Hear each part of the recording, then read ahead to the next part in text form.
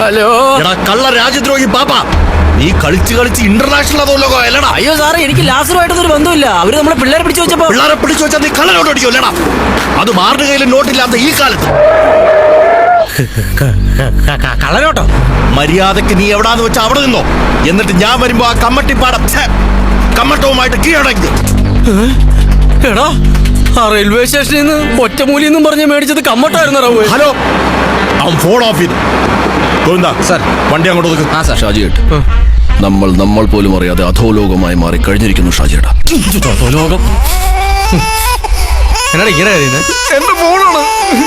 ഏതൊരു മെസ്സേജ് വന്നിട്ടുണ്ട്.